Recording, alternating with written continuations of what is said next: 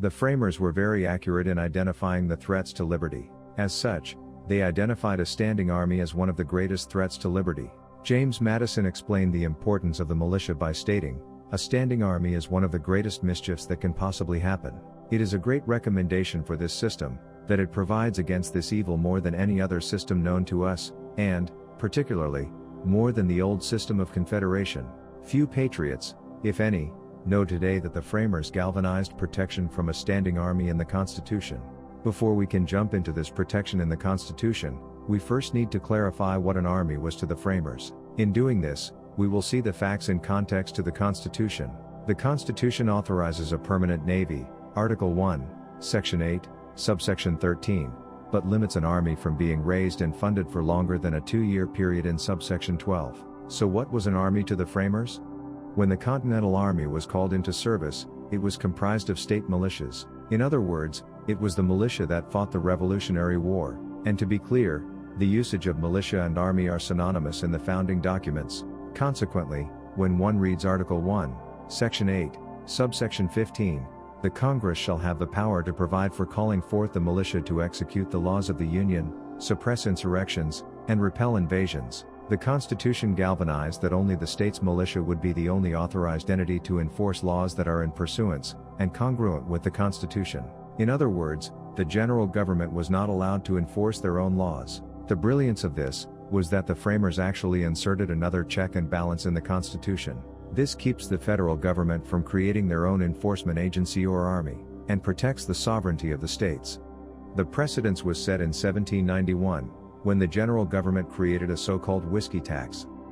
This caused the citizens in western Pennsylvania to violently protest this law, identical to today's violent protests. These protests, then and now, are, and were tantamount to treasonous insurrection. This is because these protests violate the civil rights of others to conduct commerce, their access to commerce, and their property rights. If one does not agree with a law or the actions of government, then the Constitution protects one's right to petition the government for a redress of grievances, in accordance with the First Amendment. Not a right to damage property, obstruct others, and so forth. In response to the protests back then, New Jersey, Maryland, Virginia, and Pennsylvania militias were called up by Congress, and President George Washington led the federalized militia into western Pennsylvania. Protesters were arrested and 24 men were indicted on treason. 14 escaped, so only 10 were tried and only 2 were convicted of treason, and sentenced to be hung. The 2 convicted were ultimately pardoned by President Washington. The primary point, though, is clear. When the federal government needed to enforce this constitutional tax, they did not create an IRS to go enforce the law. In addition, if one looks at this process, then, this is how we must act with regard to protests today. This is because the Constitution only authorizes the militia to enforce federal law and to suppress insurrections.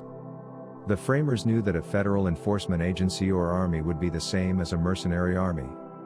However, a true self-government where we the people would be a check on unconstitutional laws. They knew that when a person intimately knows those who they must enforce bad laws upon, like family, neighbors, associates, and their local community, that this person in the militia would quickly hesitate to enforce unconstitutional and immoral laws. The final point is this: the Constitution has never been amended to remove the militia's responsibility to execute and enforce constitutional law. More importantly, there is no amendment that allows the general government to create its own enforcement agencies. Consequently, the point, in fact, is that we must audit the Constitution to identify all roles, responsibilities, and powers the general government possesses that violates the Constitution. These unconstitutional RRPs must be dismantled. The process to audit and dismantle these powers is referred to as Republic Review. Thus, returning these RRPs back to the states and the people respectively in accordance with the 10th Amendment.